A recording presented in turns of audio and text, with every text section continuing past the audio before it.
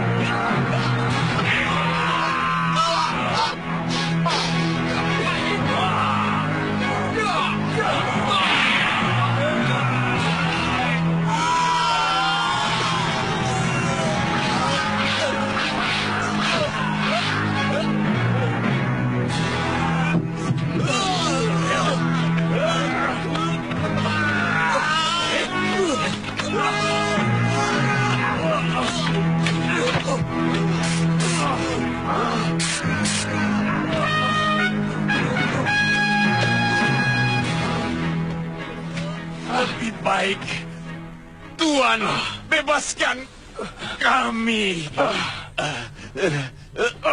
Saya janji, negeri Tuan akan kami bebaskan dari gangguan makhluk halus dan siluman lainnya selama-lamanya. Saya akan perintahkan jurik dari Himalaya untuk menjaga 8 penjuru negeri Tuan, sehingga tiada seorang pun yang dapat masuk dengan bebas ke dalam negeri Tuan. Percayalah pada kami, Tuan. Berikan keyakinan pada kami, supaya kami bisa percaya pada kalian. Karena selama ini kalian telah menyengsarakan raja dan rakyat kami. Sebenarnya itu hanya karena kami dipengaruhi oleh musuh Sang Prabu sendiri. Siapa? Nyai Durgandini.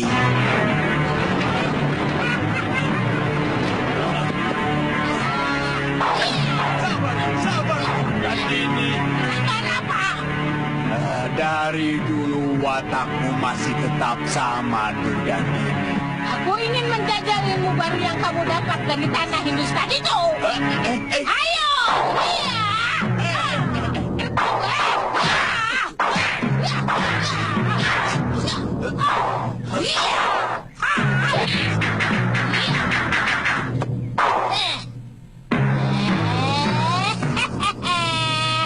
Bagaimana Kasmala? Hah? Kurang ajar. Gusti, siapa Durgandini? Sebentar. Oh, rupanya perempuan itu yang berada di balik semua ini. Dia mengatakan bahwa selama ini hidupnya selalu dihancurkan oleh Prabu Anglingdarma. Sebagai orang yang penuh kasih sayang dan pembela kaum tertindas, kami benar-benar kasihan kepadanya. Padahal kami sama sekali tidak ingin bermusuhan dengan Tuan Prabu.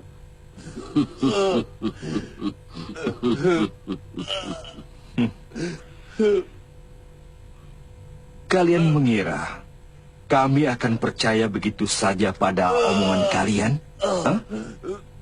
Kalian keliru. Kami akan menangkap Durgandini dan akan mencocokkannya dengan jawaban kalian. Silakan. Silakan kalian cari berlaksa kodok di hutan-hutan. Mungkin salah satunya adalah Durgandini. Kalian telah menenung perempuan itu menjadi kodok? Aku dapat menenung seluruh penduduk negeri ini menjadi monyet. Dan menyihir raja kalian menjadi lutung. Kalau aku mau. Kalian memang pantas untuk dibakar hidup-hidup, ha?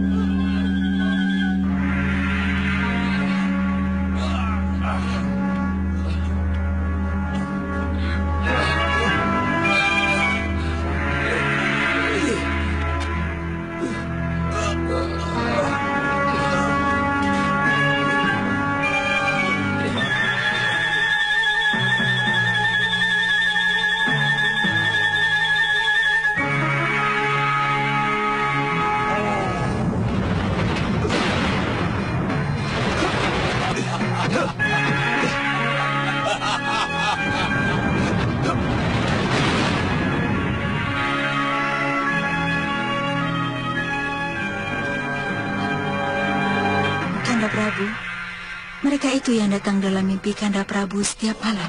Iya. Yang satu. Kalau yang hitam, kata orang adalah gurunya dari tanah Hindustan. Kasmala. Ya, Guru. Begitu mereka membuka ikatan angkin dan jaring yang melilit tubuhmu, langsung Prajurit, tindak. suruh mereka berlutut. Lepas, aku akan menenun Adiaksa itu menjadi kambing. Iya, Guru. Gong.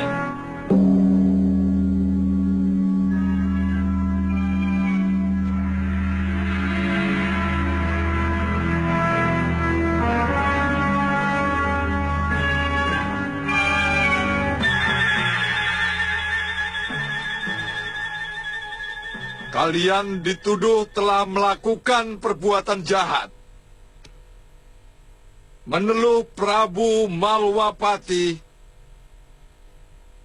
dan membuat ketakutan kepada seluruh rakyat di kota Raja Malwapati. Dan telah menyihir sebuah desa menjadi hutan belantara. Apakah kalian akan membantah semua tuduhan ini? Semua tuduhan itu kami akui. Apakah kalian menyesali semua perbuatan kalian? Ya, saya sangat menyesal. Karena belum sempat menenung negeri ini menjadi danau. Dan menyihir raja kalian menjadi buaya kali.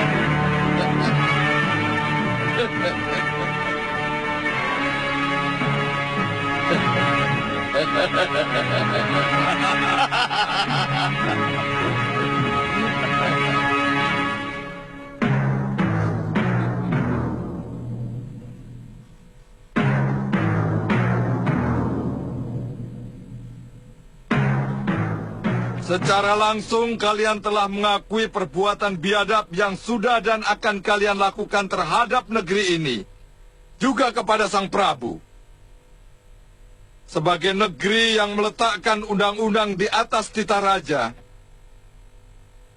kalian akan mendapatkan keadilan yang seadil-adilnya.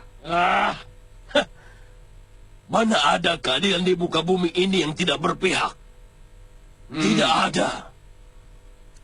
Tuan Adiaksa adalah bawahan raja. Maka keadilan yang Tuan putuskan adalah keadilan untuk raja. Tidak. Kalian tidak sedang melawan aku. Kalian sedang melawan dosa-dosa kalian sendiri. Aku tidak pernah kenal yang disebut dosa.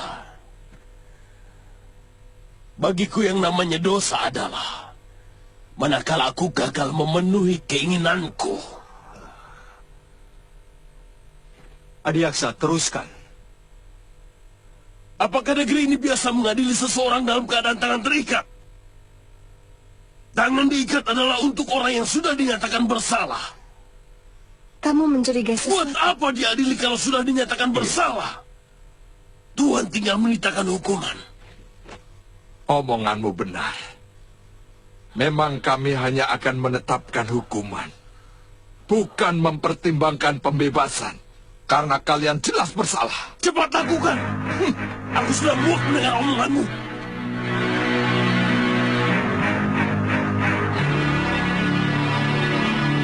Hukum di Malwapati. Bagi si tukang sihir adalah dibakar hidup-hidup di hadapan rakyat. Betul, betul.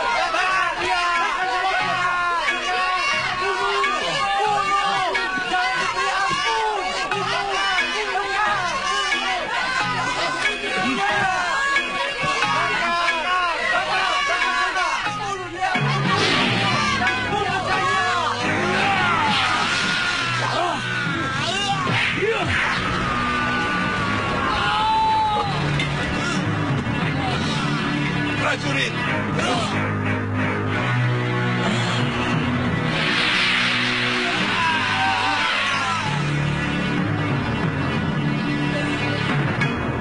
Cepat tangkap!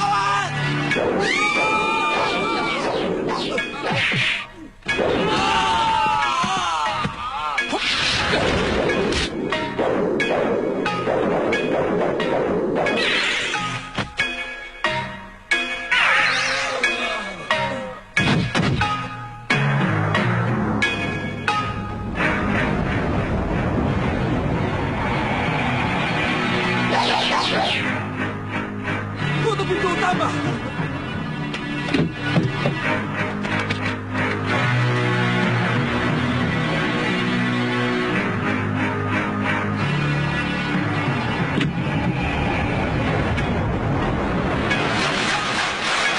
Mereka berhasil meloloskan diri. Dan kita ceroboh. Kalau saya tidak mematuhi undang-undang Malwapati, mestinya kita bisa langsung saja membunuhnya malam itu. Iya, mulai sekarang, kalau kita berhasil menangkap mereka, langsung kita habisi saja Dinda Prabu. Karena Adiaksa telah menetapkan hukuman bagi mereka.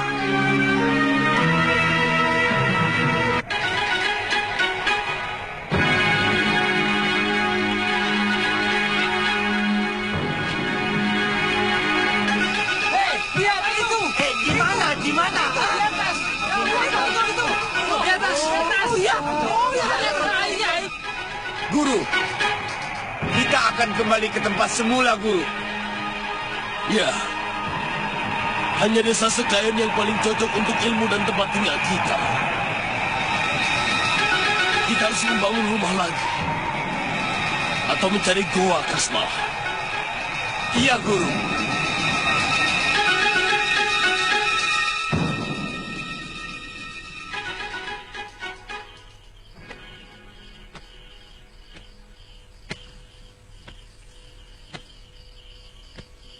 Kang, sedang melamunkan apa? Saya sedang mencoba merenungi semua lelakon yang sudah kita jalani. Kakang seperti orang kebingungan. Saya seperti mendapat cahaya yang menerangi hati saya yang selama ini gelap gulita. Setelah mengunjungi kuburan Empu Wanaraja di puncak Gunung Cermai. Maksud kakang? Saya mencoba menyusuri jalan yang selama ini kita tempuh. Selama ini, tidak ada satupun kebaikan yang pernah saya kerjakan. Tanpa saya sadari, semua kejahatan telah saya lakukan dengan rasa bangga.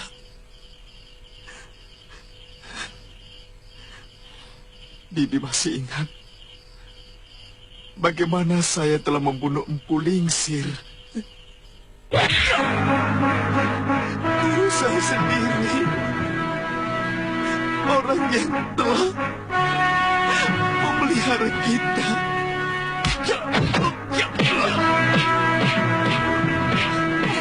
Wirat, hentikan! Kamu sudah kelewatan berani melawan gurumu, Wirat. Jangan ikut campur urusanku, Bibi.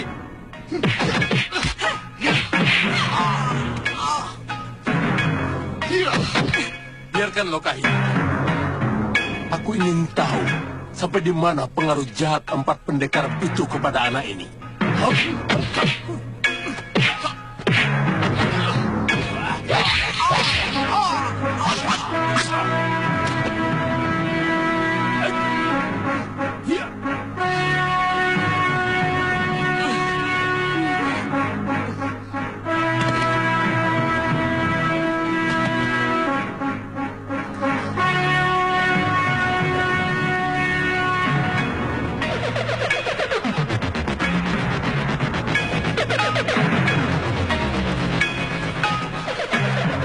Maafkan aku, Wirat.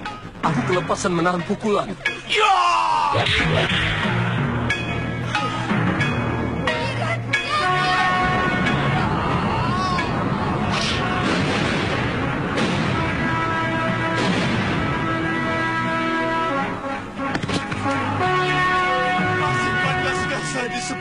manusia dengan kelakuan seperti itu?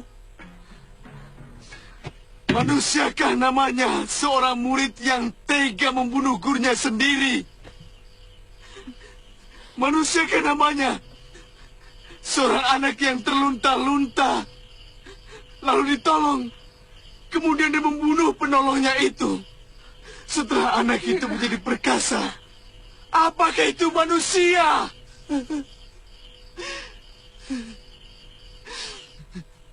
Bahkan Bibi pun menyebut saya binatang setelah saya membunuh Bu Lingsir. Wirat, setiap orang memiliki lembaran kelam di dalam hidupnya.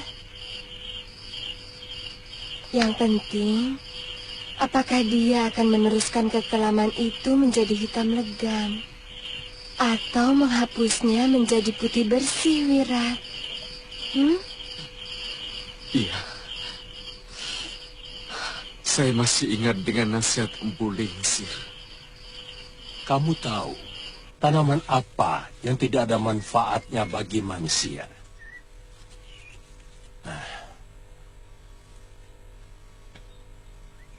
Pohon duri tidak berbuah, seluruh batang dan rantingnya penuh duri yang sering mencelakai manusia maupun binatang. Saya tahu guru sedang mencontohkan kebaikan dan kejahatan. Tapi baik dan jahat itu hanya masalah dari mana kita memandang. Pendapat itu merupakan pembenaran dari kenyataan yang tidak benar. Bagaimanapun, kebenaran dan kejahatan punya nilai ukur yang umum.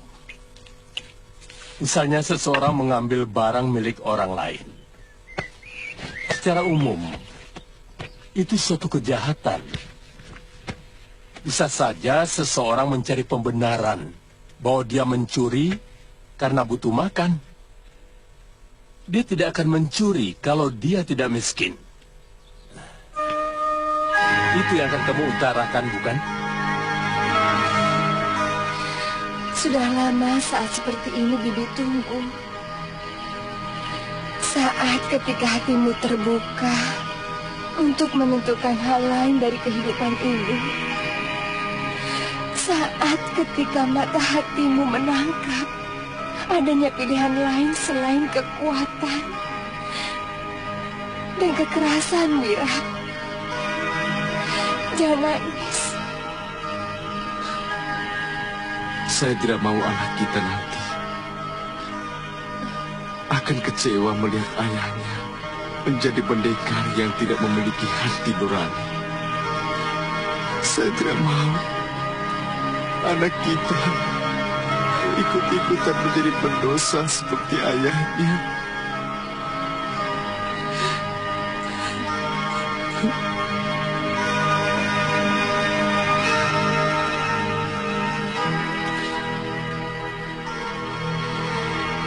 Iya, Bibi sangat setuju, Wira.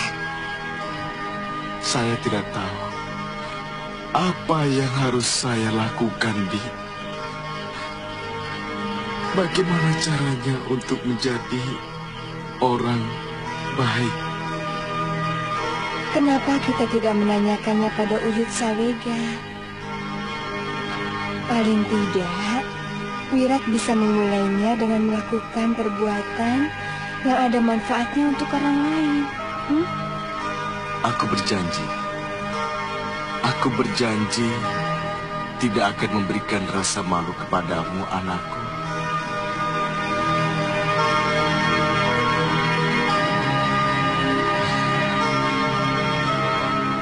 Aku ingin memberikan kebanggaan kepadanya, Bi. Iya, Wira.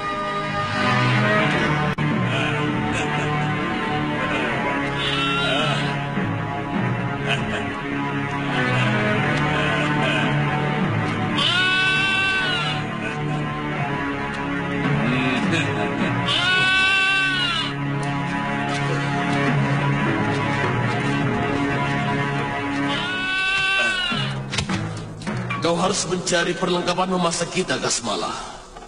Di mana, Guru? Tentu saja di rumah orang desa Skyron. Tapi kan desanya sudah sirna, Guru. Untuk orang lain memang sudah sirna. Tapi kita masih bisa melihatnya, Kasmala. Di mata kita masih seperti biasa. Ya, sebentar lagi saya akan ke sana, Guru.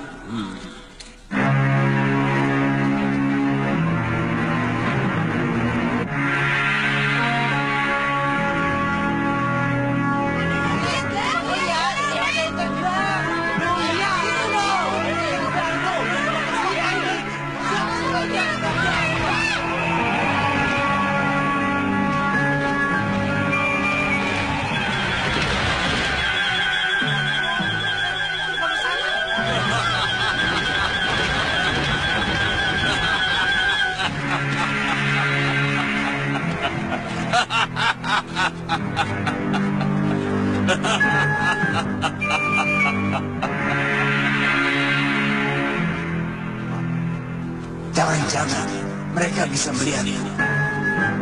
Dari arah pandangannya, aku yakin mereka bisa melihatku.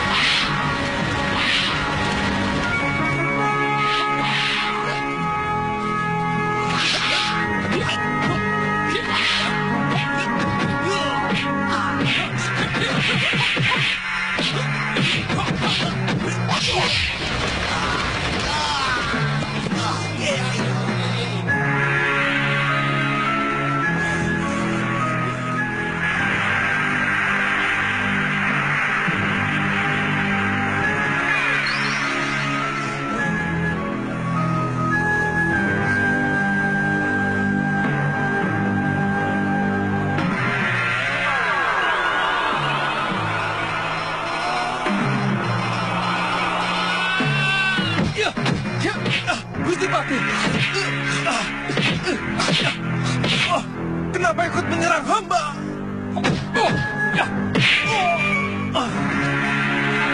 Sabar, sabar Gusti. Jangan banyak mulut. Kamu pantas dibunuh. Sabar Gusti. Hamba akan menjelaskan semuanya, Gusti.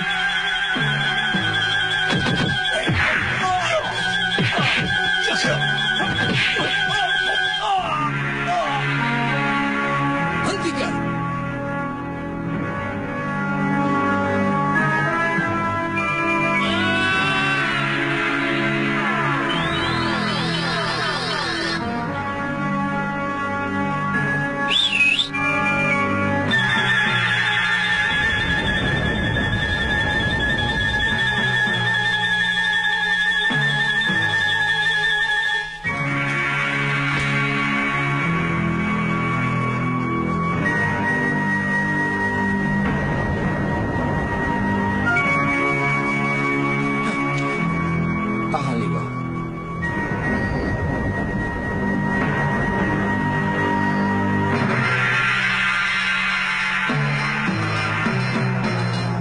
Yang harus kamu lakukan sekarang adalah jangan dekat-dekat lagi dengan orang jahat.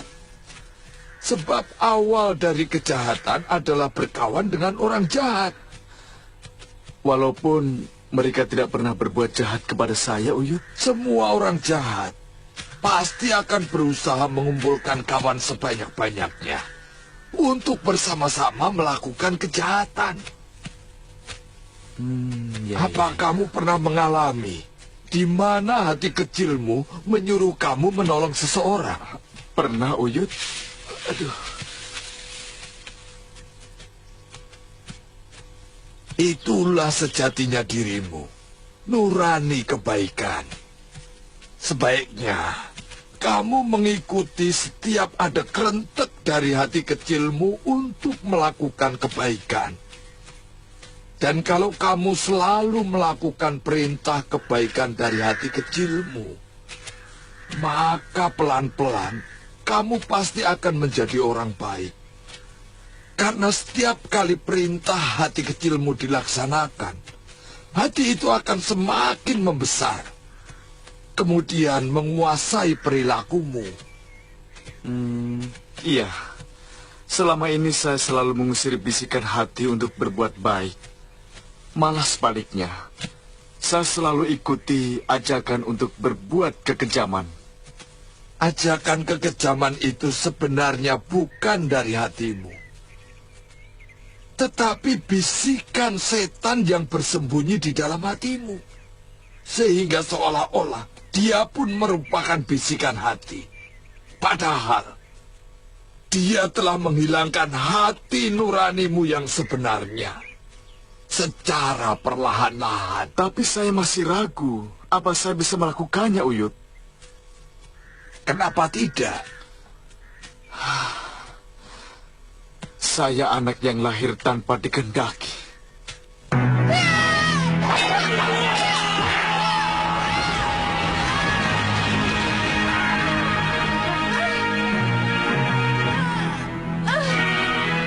Meski Biyung tetap memanjakan dan memelihara saya dibesarkan dalam suasana dendam Biyung kepada laki-laki yang secara paksa menjadi ayah saya. Dan dalam usia anak-anak, saya melihat dengan mata kepala saya sendiri bagaimana Biyung membunuh dengan kejam lelaki itu.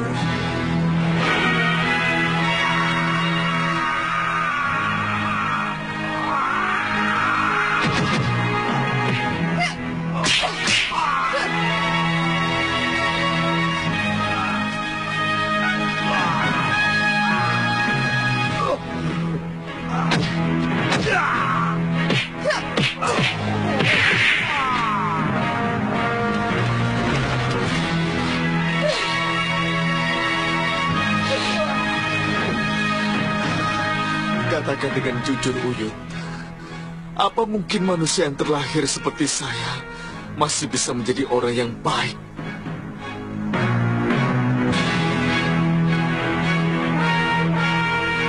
Bibi tidak keberatan Wirat meninggalkan Bibi kalau tujuannya untuk kebaikan.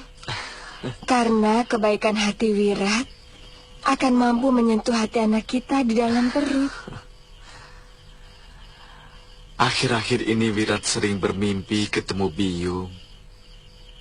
Beliau menyuruh Wirat segera mandi. Katanya tubuh Wirat kotor. Orang kotor tidak akan pernah menyentuh surga loka. Terus terang selama ini Wirat hampir tidak percaya adanya swarga. Bagi Wirat, swarga adalah kenikmatan hidup di dunia. Ketika berhasil menaklukkan musuh, ketika melihat mata musuh yang sudah tidak berdaya, ketakutan, dan memohon untuk tidak dibunuh. Wirat, itu pikiran keliru dari orang-orang semacam Durgandini dan kawan-kawannya. Mereka pikir sesudah kehidupan ini tidak akan ada lagi kehidupan lain dan juga di alam lain. Jadi Bibi tidak keberatan tinggal di sini sendiri bersama Uyut Sawega?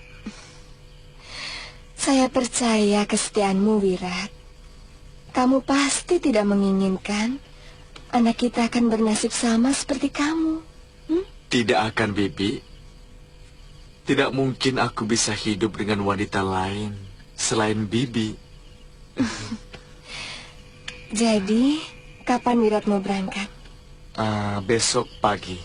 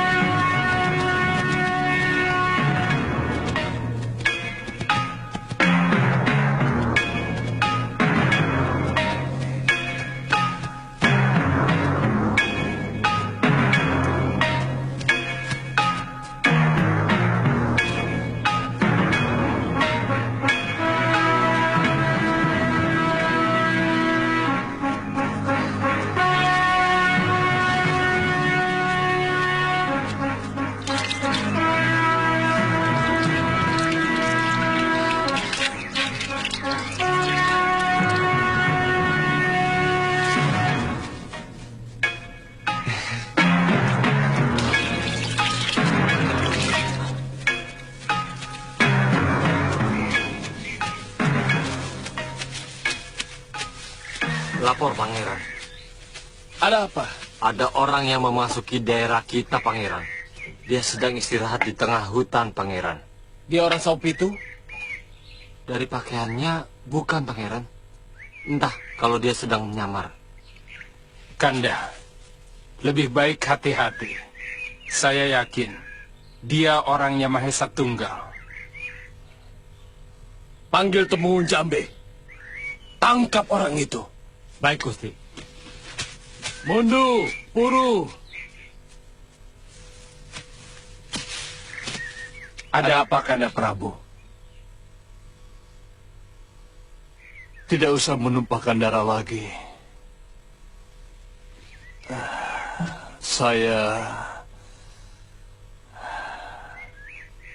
Kemungkinan saya akan menyerah.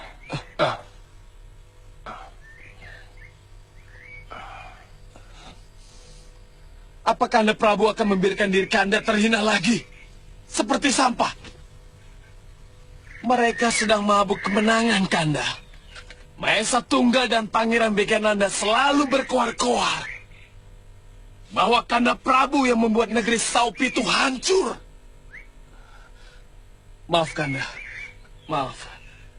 Mereka tidak pernah peduli bahwa Kandalah yang membebaskan Saupitu dari kekuasaan Singapura. Benar, Kanda.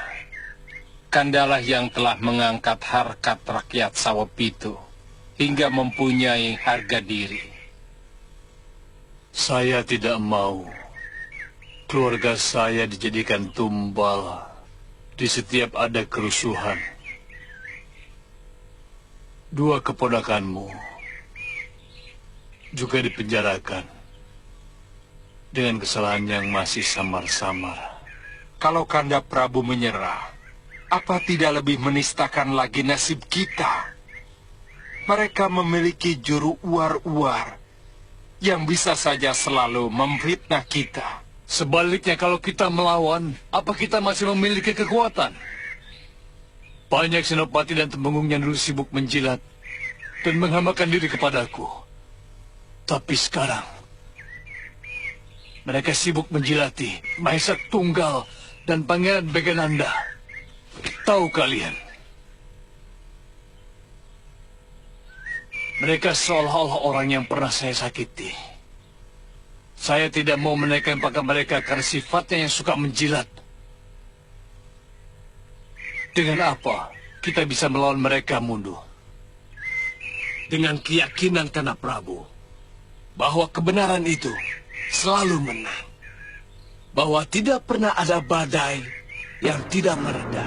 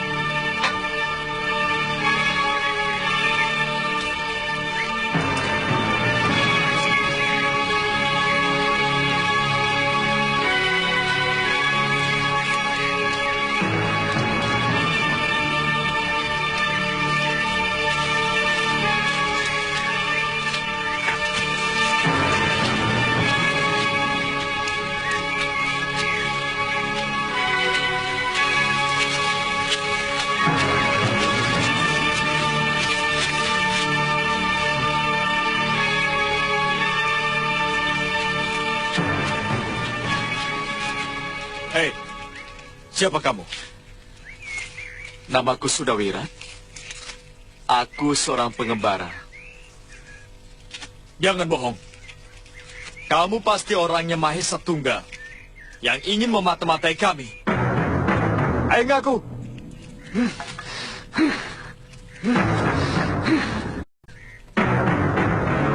Tangkap dia.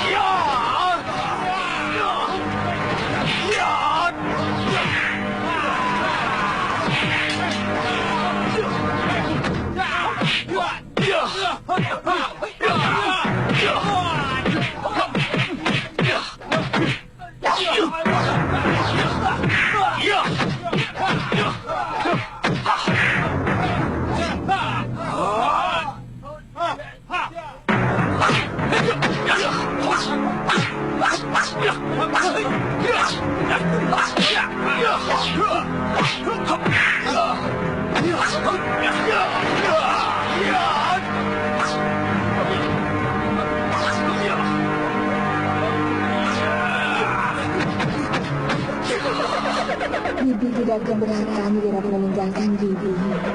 Kalau tujuannya untuk kebaikan. Karena kebaikanmu akan mampu menyentuh hati anak kita di dalam perut. Jangan mudah membunuh dan jangan mudah menyakiti orang lain, ya. Iya! Ya! Ya!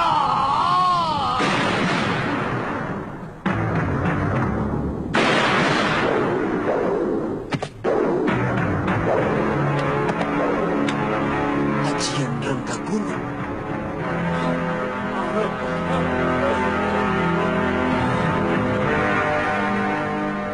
Kalau aku mau, kalian semua sudah kulumatkan seperti pohon itu. Maaf, siapa sebenarnya Tuan? Tadi aku sudah bilang, tapi kuping kalian tidak mau mendengar. Aku pendekar Kelana. Namaku Sudawirat. Maaf, Tuan. Tadi Tuan mengeluarkan ajian Rangka Gunung. Itu bukan urusanmu. Kalau 1 bulan yang lalu kalian bikin perkara seperti ini, sudah pasti saat ini kalian sedang ditangisi anak istri kalian.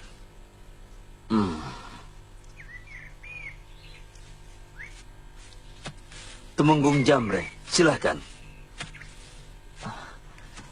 Maaf atas kesalahpahaman ini, Kisanak. Telik sandi kami mengira Tuan adalah mata-mata di Wangkara, Senopati dari Saopitu, Begundal Maisa Tunggal, dan Begananda. Aku sama sekali tidak kenal semua yang Tuan sebutkan tadi. Tuan, sungguh bisa menjadi malapetaka besar bagi kami kalau Tuan berada di pihak mereka.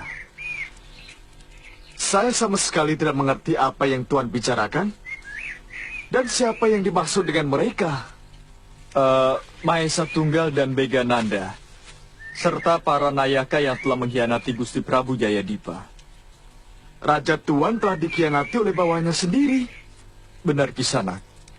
Gusti Prabu Jayadipa telah menyelamatkan diri ke dalam hutan ketika terjadi pemberontakan di Kedaton Saopitu. Seluruh keluarga, termasuk permaisuri dan kelima putra-putri beliau, dipenjarakan. Iya.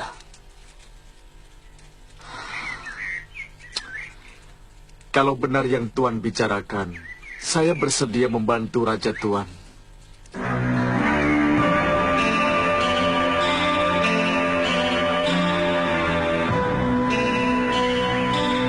Terima kasih, Tuan.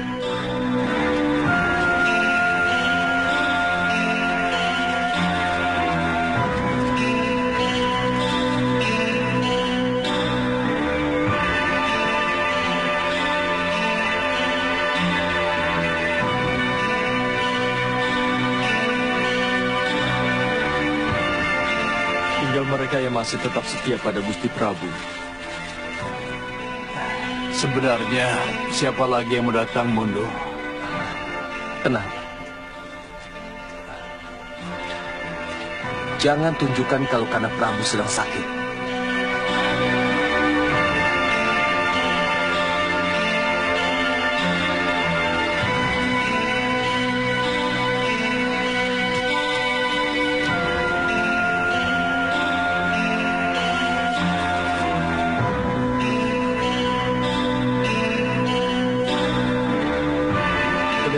Mereka kekurangan makan. Sudah berapa lama Raja Tuan bertahan di tempat ini? 1 tahun. 1 tahun. Kesetiaan mereka patut dipuji. Mari, Tuan.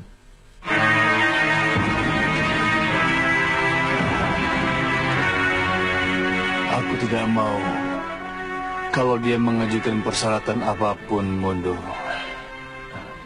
Tidak ada persyaratan apa-apa, Kana Prabu. Bahkan belum tentu juga pendekar itu ingin membantu kita.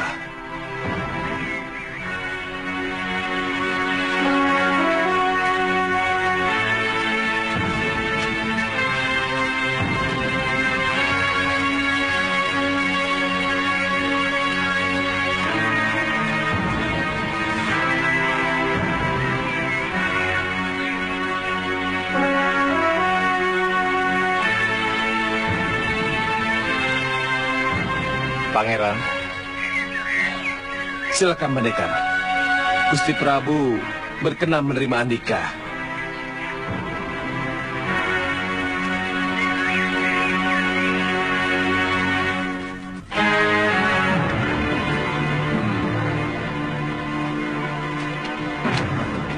Ada apa, Temenggung? Anak buah hamba telah keliru memberi laporan, Gusti. Orang yang mereka sangka Telik Sandi Mahesa Tunggal ternyata seorang pendekar yang sangat sakti. Hamba mengajak kemari untuk berkenalan dengan Paduka. Tentu kamu tidak ingin menjual belas kasihan kepada dia, bukan? Tentu tidak, Gusti. Hamba hanya mengajak dia kemari untuk kalau bersedia membantu dan bergabung dengan kita. Maaf, Gusti Prabu. Sebenarnya hamba dalam perjalanan untuk membersihkan jiwa. Perjalanannya hanya mengikuti apa kata hati. Hamba telah melihat suasana penderitaan prajurit Gusti dan juga keadaan Gusti yang cukup menerenyuhkan. Hati kecil hamba berbisik supaya hamba memihak Gusti dan juga membela Gusti. Terima kasih kalau Sanak mau membelaku. Meski sebenarnya kami tidak ingin menjual penderitaan kami. Tapi seperti yang Kisanak lihat sendiri, seorang raja yang sah tinggal dalam gubuk seperti ini. Sementara istana dan tahta yang empuk saat ini sedang dikangkangi orang lain. Orang yang merebut negeri Gusti apakah kerabat dari Gusti Prabu sendiri? Dia orang kepercayaanku, tapi ternyata tega mengkhianatiku. Diam-diam dia mempersiapkan pembelotan untuk meruntuhkan kekuasaanku. Hingga terjadilah sejarah yang paling pahit dalam hidupku. Kurang ajar. Berani-beraninya kalian menodong rajamu sendiri.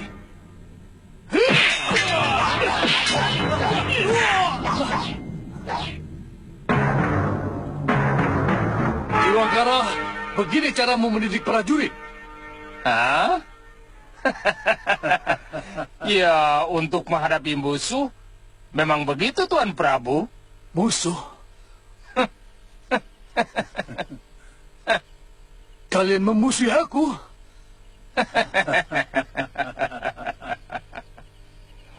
Mahesa Tunggal, Baginda, apa makna semua ini? Sederhana saja, Gusti Prabu. Semua itu artinya Tuanku sudah tidak dikendaki lagi oleh seluruh Nayaka dan rakyat kerajaan untuk tetap memerintah Sao Pitu.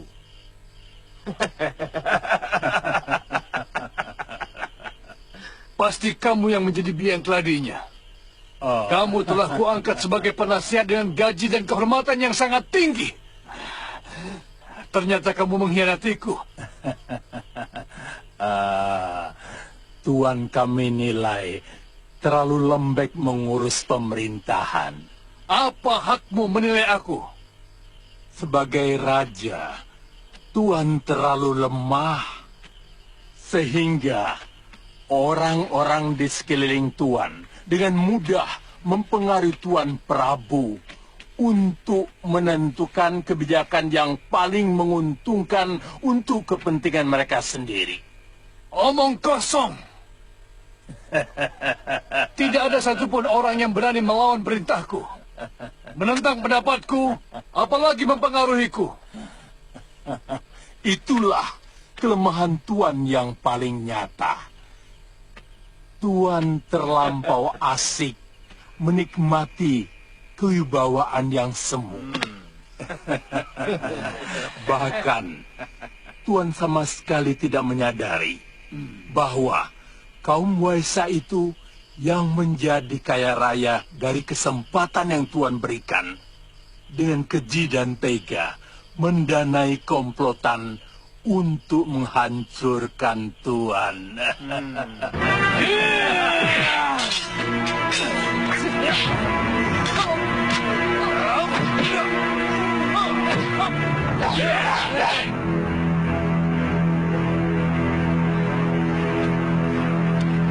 Dusta! Dengan alasan apa kaum Moisha itu mengkhianatiku? Kalau segala kemudahan telah kuberikan kepada mereka.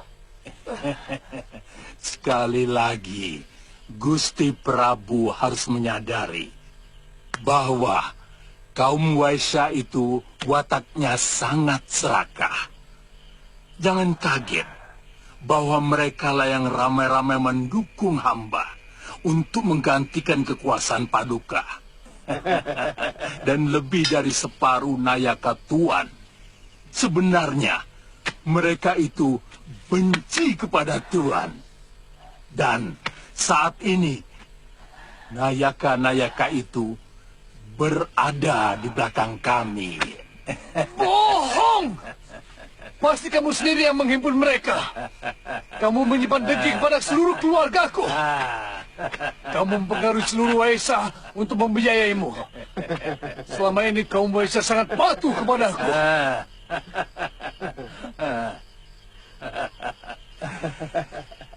Di hadapan Tuan, mereka kelihatan patuh. Kaum pedagang itu akan patuh kalau mereka itu mendapatkan keuntungan yang banyak. Dan mereka juga tidak segan-segan berkhianat. Manakala Tuan sudah tidak lagi menguntungkan.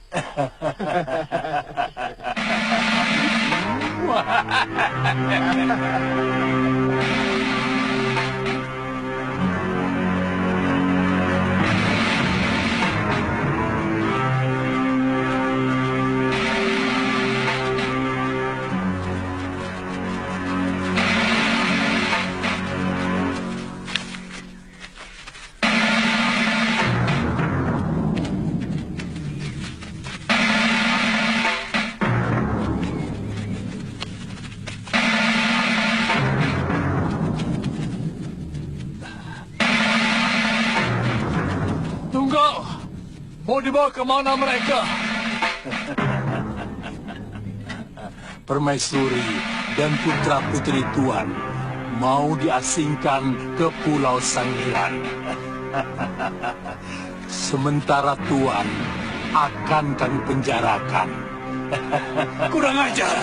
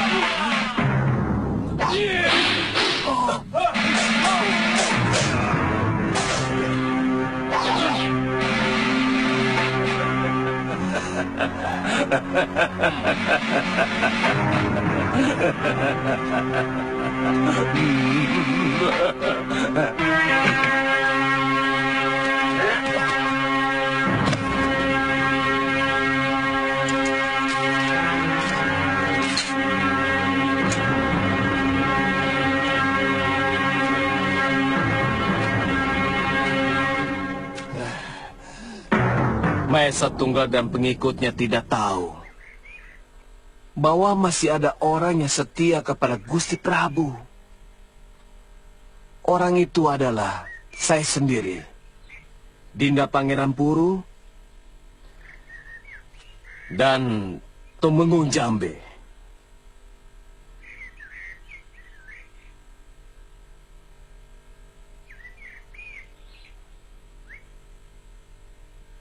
Juga satu pasukan anak buah Tumenggung Jambe dan Aki Luhur.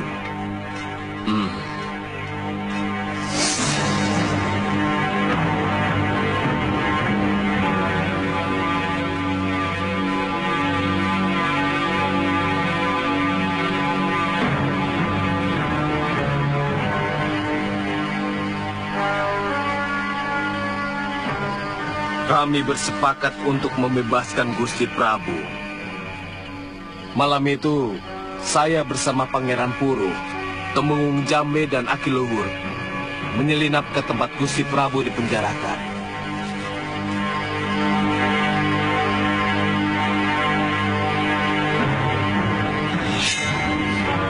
Tahan, Pangeran.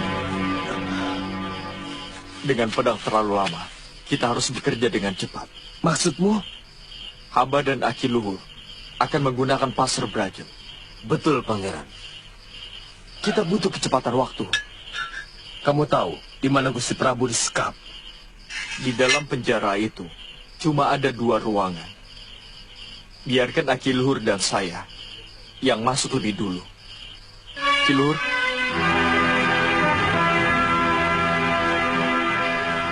Ayo, Temenggung.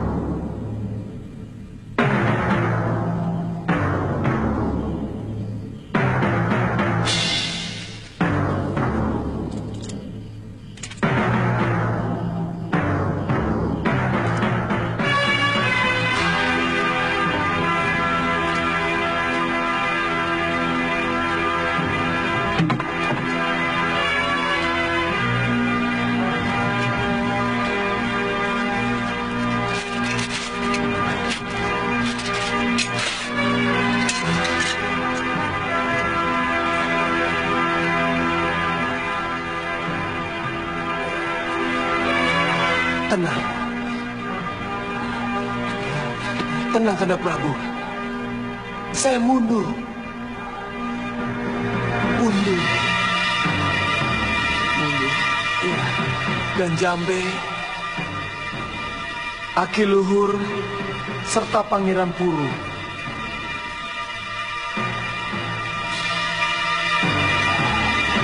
Ingin membebaskan Kanda Prabu.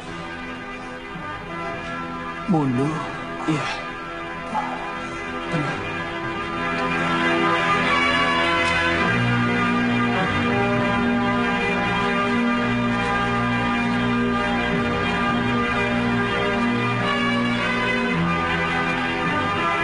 Kami meloloskan diri dan bersembunyi di tempat ini, sambil berencana merebut kembali kekuasaan kami atas Sawo Pitu. Tapi kendala kami adalah Permaisuri dan anak-anakku dijadikan tameng oleh Mahesa Tunggal. Setiap kami akan menyerbu ke Daton. Bahkan dia mengancam mau membantai keluargaku kalau aku tidak menyerah. Gusti Prabu, mestinya harus ada yang membebaskan dulu keluarga Gusti Prabu. Baru kemudian berpikir untuk merebut kembali negeri itu. Jadi, Pendekar, rencana kami memang begitu. Tapi sudah 4 orang telik sandi yang kami kirimkan ke Kutaraja selalu tertangkap.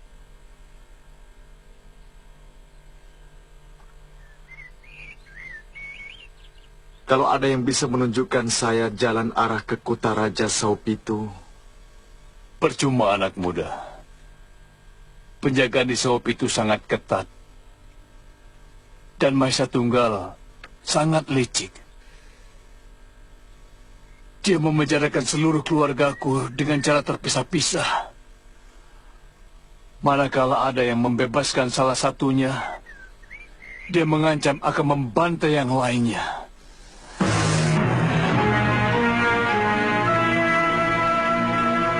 Kali saya pernah terlibat dalam perebutan tahta Kisanak.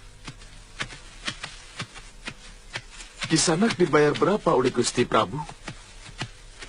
Sekepeng pun saya tidak minta upah. Ini pengabdian saya kepada Gusti Prabu.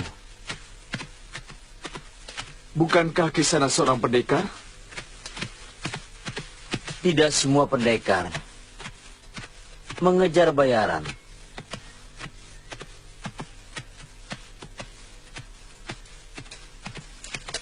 Sebab pengabdian memiliki nilai kepuasan batin yang jauh lebih tinggi dari berapapun upah yang kita terima sebagai pendekar bayaran. Selama ini saya selalu menuntut bayaran.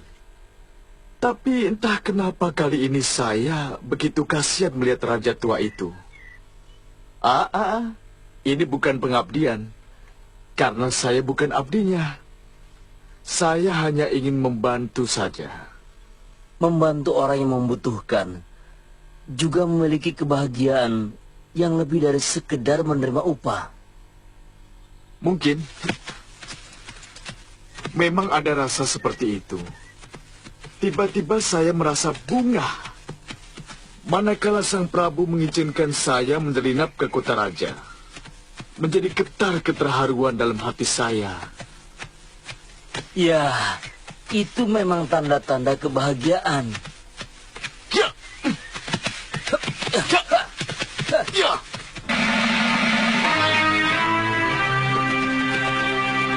Kebun.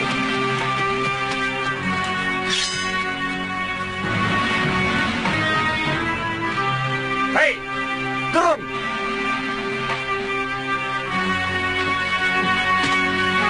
Hei, mau kemana kalian? Oh, mau ke ujung jalan ini. Hei, jangan main-main ke sana. Kalian memasuki kawasan Saupitu. Serahkan barang kalian. Baik. Ya.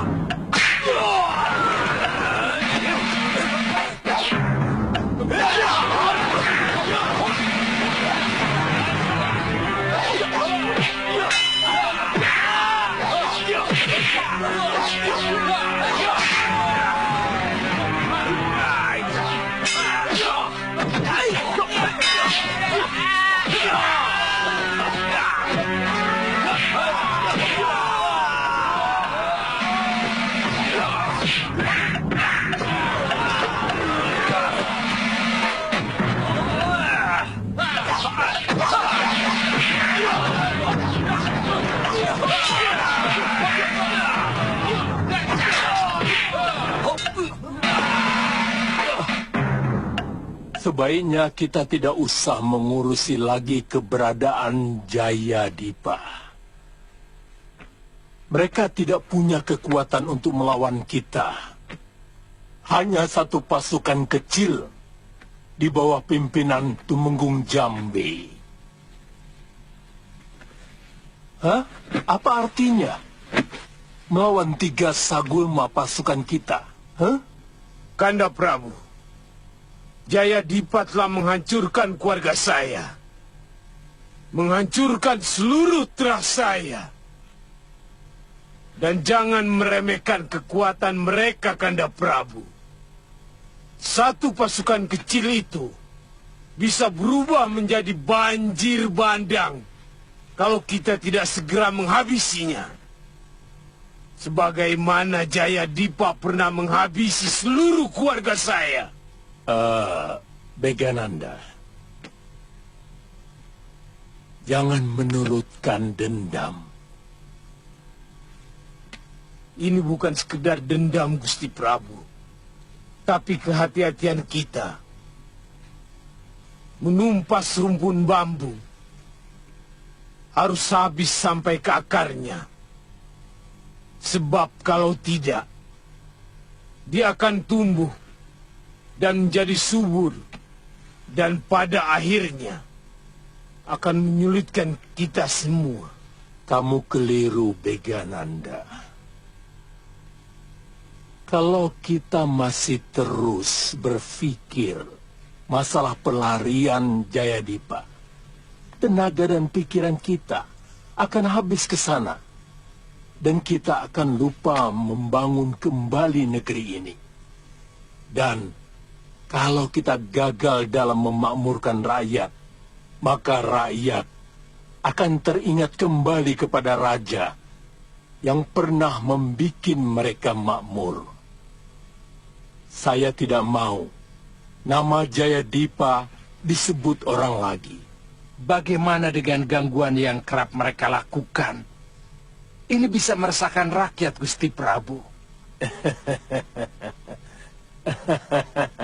Menebang pohon dengan kapak, memotong rumput dengan sabit. Hamba kurang mengerti maksud Paduka.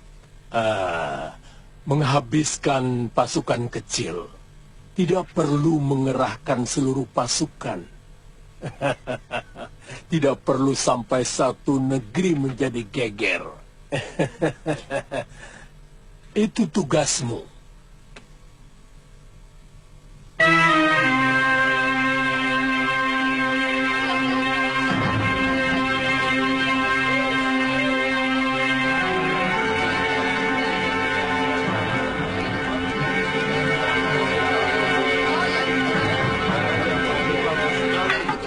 Kita harus mencari tahu di mana mereka menang keluarga Prabu Jayadipa.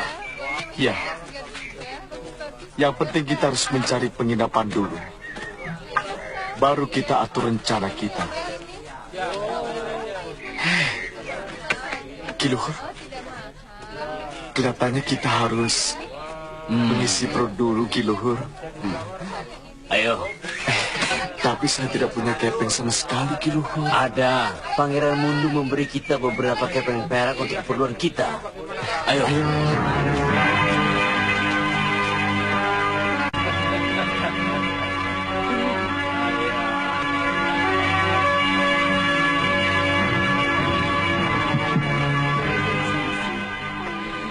Kan janjian sama kamu. Akan. Ayo, duduk di sini. Tidak usah merayuku, Nini. Aku sudah punya istri yang sangat cantik. Sekarang ini sedang hamil. Loh, apa Tuan tidak sayang sama calon anak Tuan? Kalau selalu diganggu, kan lebih baik mengganggu saya. Kalau sekali lagi kamu berani menggodaku dengan mulut kotormu itu, akan kulempar tubuhmu keluar. Maafkan saya, Tuan. Ayo, sediakan makanan. Baik, Tuan. Kamu juga, ayo mau makan. Hei. Iya, Tuan. Nah, begitu kan lebih baik. Kamu tetap cantik, bermartabat. Jangan jual dirimu lebih rendah dari martabatmu. Iya, Tuan. Baru kali ini saya melihat seorang pendekar tidak suka kepada wanita. Sampean keliru. Saya sangat suka kepada wanita. Tapi saya juga menghormati wanita. Saya tahu kehormatan begitu tinggi bagi seorang wanita. Setidaknya begitulah menurut piyung saya. Beliau sangat dendam kepada lelaki yang telah menghancurkan kehormatannya. Sehingga beliau kehilangan cinta dari dirinya. Hidupnya hanya dia peruntukkan untuk membalas dendam kepada lelaki yang telah merusak kehormatannya. Itu kenapa saya begitu menyayangi istri saya. Seseorang yang sayang pada istrinya tidak akan pernah menyeleweng sedikit pun pada wanita lain. Saya kagum pada sikapmu, Wirat.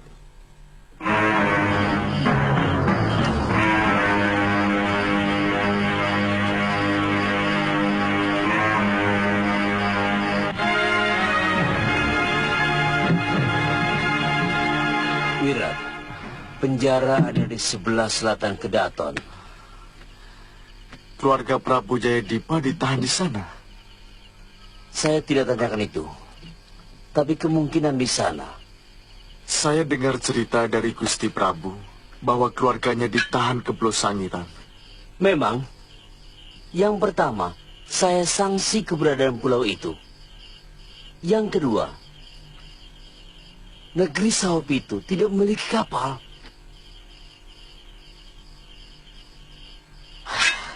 Saya berangkat dulu, Ki. Hei, kenapa tidak bareng saya saja? Tidak, Ki. Saya terbiasa kerja sendirian. Aki tunggu di luar di balik penjara. Hah?